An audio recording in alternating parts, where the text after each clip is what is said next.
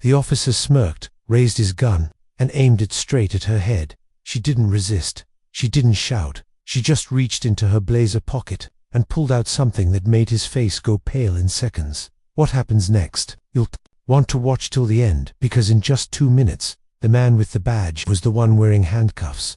It was a quiet sunny Tuesday in Richmond, Virginia, the kind of afternoon where nothing seems out of the ordinary. Birds chirped, traffic hummed gently in the distance, and the sidewalks glowed with a golden warmth. 3-4-year-old Monica James had just wrapped up lunch with a colleague at a downtown cafe, dressed in a sharp navy blazer, heels, and a calm, confident smile.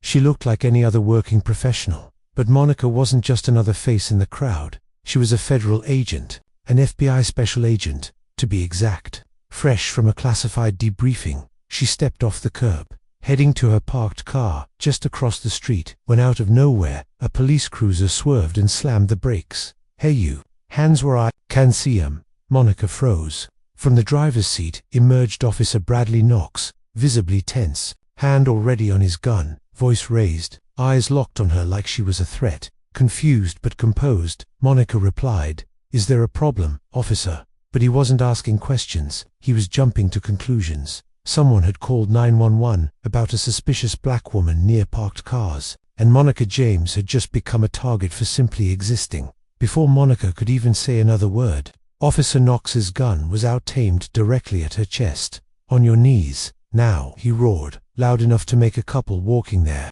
dog across the street stop in their tracks. People peeked from shop windows. Cars slowed down. But Knox didn't care. He was locked in Monica.com, controlled. She didn't scream. She didn't run. She slowly raised both hands and said, "Officer, I'm reaching for my credentials. Please don't shoot. I'm FBI." But Knox just sneered. "Oh yeah, I've heard that one before," he mocked, inching closer, hand tightening around his weapon. "You people are full of surprises." And then Monica moved, not fast, not threatening, just enough to pull out a gold badge, the kind you don't see in TV shows, the kind that means federal, real authority, real power. Knox's face went from arrogance to absolute panic. His smirk vanished. His skin went pale. His eyes darted. But instead of apologizing, he doubled down. "Nice fake," he muttered. "You people always carry toys." That was it. The line that flipped everything. Because what Knox didn't know, Monica wasn't alone and help was already watching. What Officer Knox didn't know was this.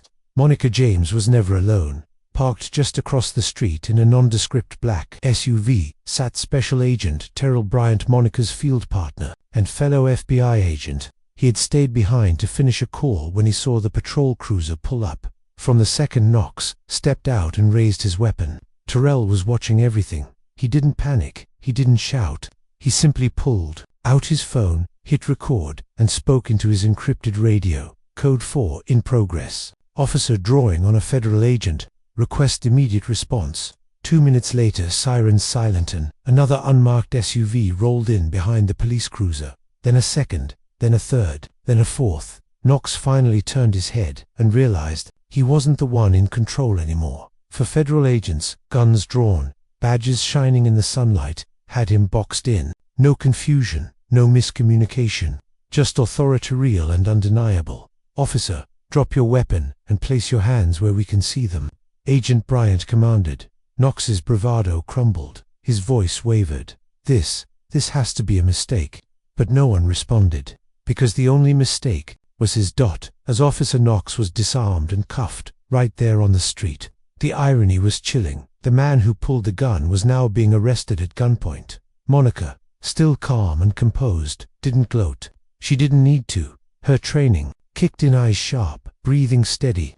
She simply stood back and watched justice unfold. The agents moved fast. They retrieved Knox's body cam, collected civilian footage, and confirmed Monica's credentials. There was no gray area here, just cold, hard evidence. Knox was formally charged with assault with a deadly weapon in lawful threat of force, racially motivated profiling, obstruction of a federal investigation, because yes, Monica was actively working a case during the incident. That then came the deeper cut.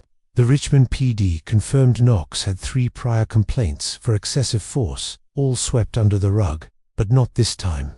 Not with the FBI watching, not with millions about to see what he did, because Agent Terrell Bryan's footage, it went viral overnight. Viewers couldn't believe what they saw.